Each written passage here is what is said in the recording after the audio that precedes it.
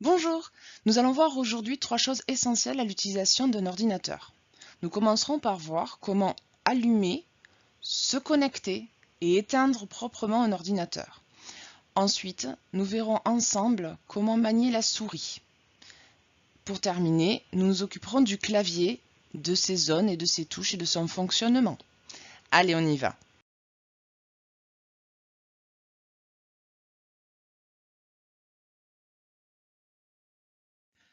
Commençons par le commencement. Tout d'abord, savoir allumer un ordinateur. Alors, l'ordinateur se compose, on se rappelle, de la tour et de l'écran s'il s'agit d'un de bureau. Sinon, si c'est un portable, c'est un seul bloc. Tout appareil électronique et informatique a ce logo. Vous voyez ce logo classique qu'on connaît qui veut dire en fait on-off. En fait, il symbolise un 0 et un 1. Courant, pas de courant, ça vient de là. Donc en fait, il faut sur la tour appuyer sur ce bouton. S'il s'agit d'un ordinateur de bureau, vous devrez faire la même chose sur l'écran s'il a été éteint également. Une fois ce bouton enfoncé, vous laissez faire. Ça va donc donner l'ordre à l'ordinateur de s'alimenter électriquement et donc il va se lancer tout seul jusqu'à arriver à la deuxième étape que nous allons voir juste après. Donc voilà, l'ordinateur s'allume. Ce n'est pas fini. Il se peut que vous arriviez directement sur l'écran de travail, nous le verrons après, mais dans beaucoup de cas, vous devrez vous connecter à un compte utilisateur, comme sur cet écran-là. Cet écran-là, donc, l'utilisateur s'appelle User en anglais, et il attend un mot de passe. Pour pouvoir accéder à l'ordinateur, vous devez vous placer dans la zone blanche en dessous et saisir le mot de passe exact, en respectant les minuscules, les majuscules, les caractères spéciaux, etc. Une fois que c'est fait, vous pouvez cliquer sur la flèche ou faire entrer pour valider. C'est alors que vous accédez à l'ordinateur et à l'espace qui vous est alloué et vous arrivez sur cet écran qui est le bureau. Le bureau se compose de plusieurs zones. La zone centrale qui est le bureau par lui-même avec le fond d'écran et des icônes par-dessus. Le menu démarrer en bas à gauche qui est accessible par un clic. Vous avez juste à côté des petites icônes là qui correspondent donc à la barre de lancement rapide. À droite, vous avez une autre zone avec l'heure, l'accès au réseau, le son et les notifications puisque nous sommes là sous un écran de Windows 10. Nous voyons aussi que nous sommes sous un Windows 10 pour la grande zone blanche en bas qui correspond à la recherche interne de Windows. Nous apprendrons bien sûr à l'utiliser. Vous savez maintenant allumer un ordinateur. Nous allons voir de suite comment l'éteindre correctement. On aurait tendance à vouloir appuyer directement sur le gros bouton de la tour comme nous avons vu pour l'allumer. Non, il ne faut pas en faire ça, c'est mauvais pour l'ordi. En fait, il faut passer par le menu démarrer qui est en bas à gauche. Ensuite, vous appuyez sur le bouton effectivement on-off qu'on a vu tout à l'heure qui apparaît juste au-dessus. Et pour finir, vous cliquerez donc sur arrêter. Une fois que vous avez fait ça, l'ordinateur va s'éteindre de lui-même en toute sécurité.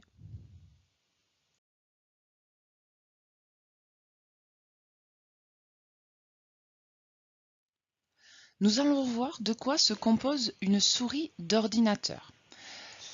Voilà une souris typique. Il y a trois zones à connaître. Tout d'abord, le clic de gauche que l'on utilise avec notre index. Nous verrons qu'il sert en tant que clic d'action. Le clic droit que l'on utilise avec notre majeur, qui est le clic des options. Et au centre, la molette qui nous permet de nous déplacer, nous verrons dans une page internet par exemple ou dans un document. Donc, clic gauche, clic droit et molette. Quand je donne l'indication des doigts, c'est pour les droitiers.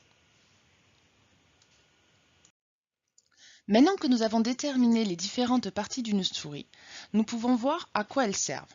Commençons par le clic gauche. Le clic gauche nous permet de faire soit un clic.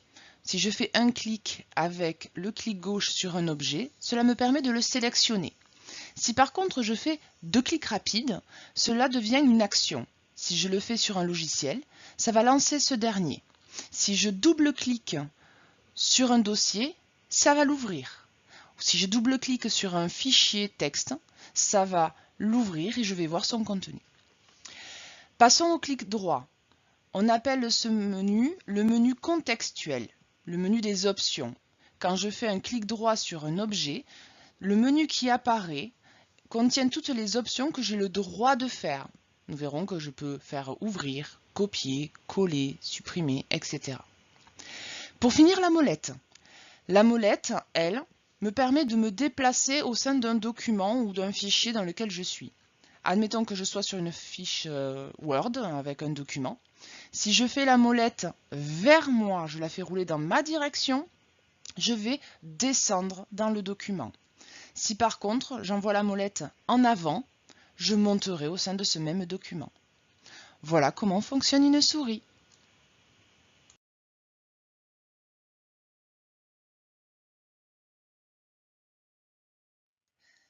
Afin de bien utiliser un clavier, commençons par identifier ces différentes zones. Nous avons la zone de gauche, celle que nous utiliserons le plus. Il s'agit du pavé alphabétique.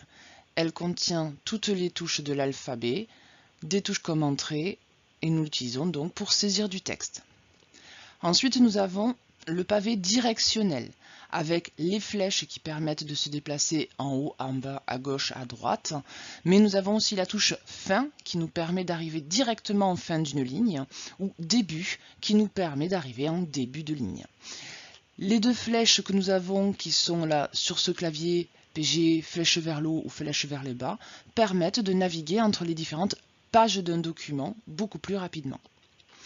Pour finir, nous avons à droite le pavé numérique, comme son nom l'indique. Il contient les numéros et permet de les saisir le plus rapidement qui soit.